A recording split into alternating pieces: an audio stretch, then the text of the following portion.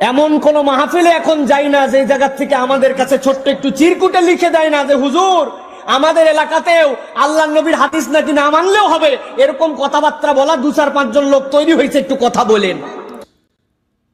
তো তিনি এমন কোনো মাহফিলে যান না যে মাহফিলে গেলে তাকে প্রশ্ন করা হয় যে আল্লাহর নবীর হাদিস না মানলেও হবে। আল্লাহর নবীর হাদিস মানে কি?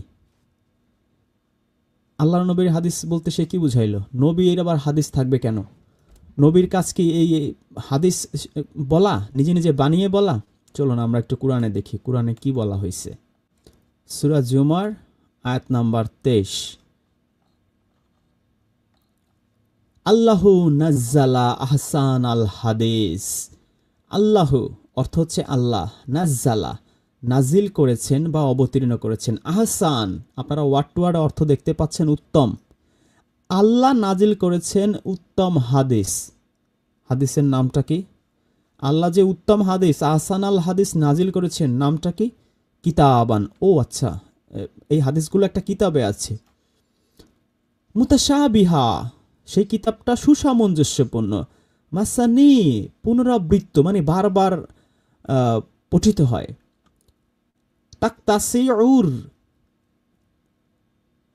রোমাঞ্চিত হয়। মিনহু, তা থেকে। জুলুদুল্লাজিনা, দেহ। তো এমন একটা আহসান আল হাদিস সম্বলিত কিতাব আল্লাহ নাজিল করেছেন যেটা সুসামঞ্জস্য পূর্ণ, বারবার পঠিত হয়, পুনরাবৃত্ত হয় এবং দেহ রোমাঞ্চিত হয়। আল্লাযীনা ইয়াখশাউনা, যারা তাদের ভয় করে, রব্বাহুম, তাদের রবকে, যারা তাদের রবকে ভয় করে এই সুসামঞ্জস্যপূর্ণ পুনরাবৃত্ত আহসান আল হাদিস সম্বলিত কিতাব পড়লে তাদের দেহ রোমাঞ্চিত হয়। ও মাই গড। তালিনু, নরম হয়। জুলুদুহুম, তাদের সারা দেহ। অকলুবুহুম, তাদের মনগুলো, শুধু দেহ রোমাঞ্চিত হয় তা না, তাদের মনগুলো নরম হয়ে যায়। ইলা জিক্রিল্লাহ, আল্লাহর স্মরণের প্রতি। জালিকা হুদাল্লাহি, এটাই হচ্ছে আল্লাহর হুদা, আল্লাহর হেদায়েত, আল্লাহর পথ নির্দেশ। ইয়াহদি, তিনি সৎ পথে চালান, হেদায়েতের পথে চালান। বিহি, এটা দিয়ে, এই কিতাব দিয়ে। মানিয়াশা, যাকে তিনি চান। ওয়ামানা ইউদলিলি, এবং যাকে ইচ্ছা বিভ্রান্ত করেন। আল্লাহু, আল্লাহ। ফামালাহু, তখন তার জন্য আর থাকে না কোনো মিন হাদি, আর কোনো হেদায়েত, আর কোনো হাদি, আর কোনো পথ প্রদর্শক, আর কোনো মুর্শিদ তার থাকে না। বয়ান ফাউন্ডেশন অনুবাদ করেছে, আল্লাহ নাজিল করেছেন আহসান, এর অর্থ করেছেন উত্তম, হাদিসের অর্থ করেছেন বাণী। আমি আপনাদের বোঝার সুবিধার্থে আমি উত্তমও বললাম না, বাণীও বললাম না, আরবিটা আরবিতেই বললাম। আল্লাহ নাজিল করেছেন আহসান আল হাদিস, সাদৃশ্যপূর্ণ একটা কিতাব। ব্র্যাকেটে, ও আল্লাহ, এই বয়ান ফাউন্ডেশন ব্র্যাকেটে লিখে দিছে এটা কোরআন। আল্লাহ আহসান আল হাদিস সম্বলিত একটা কিতাব নাজিল করেছেন, সেই কিতাবের নাম রিজওয়ান মাহমুদ বলেনি, সজল রসল বলেনি, বয়ান ফাউন্ডেশন লিখে দিয়েছে এটা আল কোরআন। ও আল্লাহ, ফজলুর রহমানও লিখে দিয়েছে ব্র্যাকেটে কুরআন। কাহা যাওগে তুম বাঁচকে। আমরা কেউ কিন্তু এখানে লিখিনি। আপনার মোবাইলে যদি ইন্টারনেট থেকে থাকে, আপনি যে কোনো ওয়েবসাইটে গিয়ে সূরা জুমারের 23 নম্বর আয়াতটা সার্চ দিয়ে বয়ান ফাউন্ডেশন অথবা ফজলুর রহমানের অনুবাদটা পড়ে দেখেন। আল্লাহ যে আহসান আল হাদিস নাজিল করেছেন, এটা হচ্ছে কুরআন। আমরা এত সময় ধরে পড়ছিলাম যে যা নাজিল করা হয়েছে তাই অনুসরণ করতে আল্লাহ রাসূলকে আদেশ করা হয়েছে, অধ্যয়ন করতে আদেশ করা হয়েছে, উপদেশ দিতে আদেশ করা হয়েছে, এবং আমাদেরকে বলা হয়েছে যা নাজিল করা হয়েছে তার অনুসরণ করো। এখানে বলা হচ্ছে এই যে আহসান আল হাদিস সম্বলিত কিতাব আমি নাজিল করেছি, এবার আমি দেখি এই মানবরচিত হাদিস এটা অনুসরণ করার কোনো সুযোগ আমাদের আছে কিনা।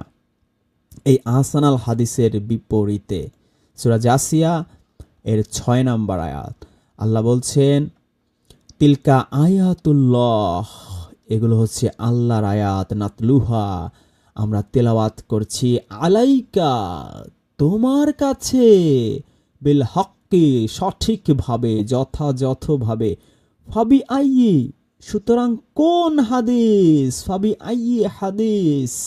আপনারা দেখতে পাচ্ছেন এখানে হাদিস শব্দ আমি লিখিনি, এটা কোরআনে লেখাই আছে, ফাবি আইয়ে হাদিস, কোন হাদিসে। এর আগের আয়াতে দেখেছি হাদিসের বাংলা করেছিল তারা বানিয়ে, এখানে এর বাংলা করেছে কথা।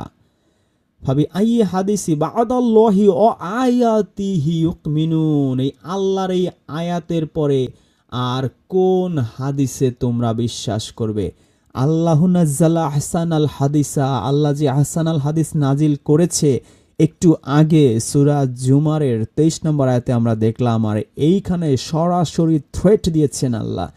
আল্লাহ যেই আয়াত নাজিল করেছেন এই আয়াতের পরে আর কোন হাদিসে, ফাবি আইয়ি হাদিসি বাদাল্লাহি ও আয়াতিহি ইউমিনুন, তোমরা বিশ্বাস করবে, তারা বিশ্বাস করবে। তো মানা তো অনেক দূরের কথা, আল্লাহর এই আয়াতের পরে কোনো হাদিসে বিশ্বাস করার সুযোগ আল্লাহ রাখেনি। এবং এই কুরআন ব্যতীত যদি অন্য কোনো কিছু তিনি এইভাবে লিখে বলতেন এগুলো আল্লাহর পক্ষ থেকে এসেছে, তার অবস্থা কি হতো? সূরা হাক্কার 69 নম্বর সূরায় আমরা একটু দেখে আসি আল্লাহ কি বলছেন। 43 নম্বর আয়াতে আল্লাহ বলছেন তানজিলুম মির রব্বিল আলামিন, সেই তানজিল শব্দ পেয়েছি, নাজিলকৃত, এটা সৃষ্টিকুলের রবের পক্ষ থেকে নাজিলকৃত।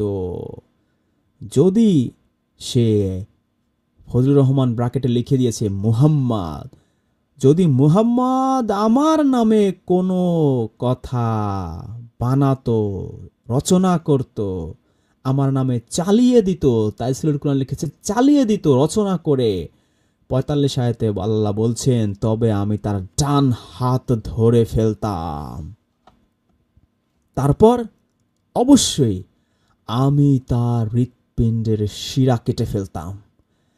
মুফতি তকি উসমানী লিখেছে তারপর তার জীবন ধমনী কেটে ফেলতাম, তখন তোমাদের মধ্যে কেউই তাকে বাঁচাতে পারত না, রক্ষা করতে পারত না।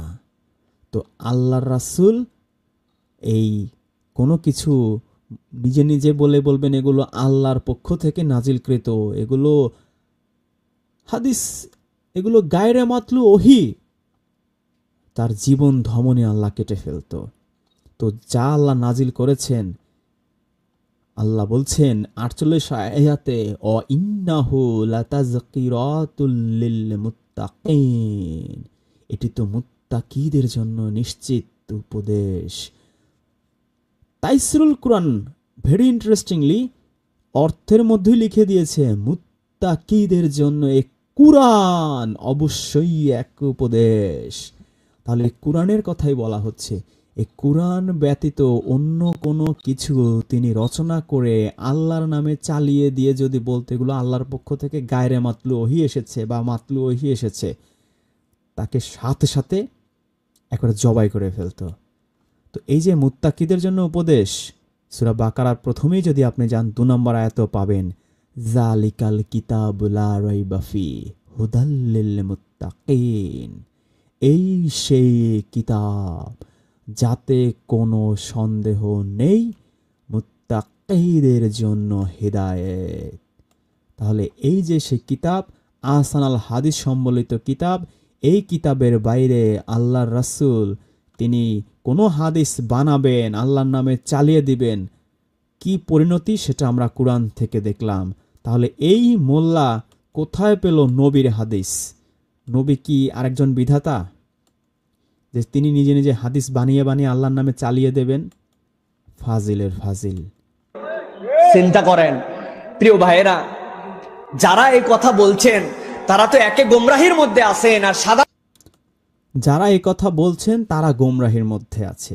মানে আপনি কুরআন আল্লাহ নাজিল করেছে আহসানাল হাদিস সমগ্র পৃথিবীর মানুষের জন্য হেদায়েত, নূর, শিফা, রহমত, সব কিছু, এটা দিয়ে আল্লাহ রাসূল উপদেশ দিতেন, সতর্ক করতেন।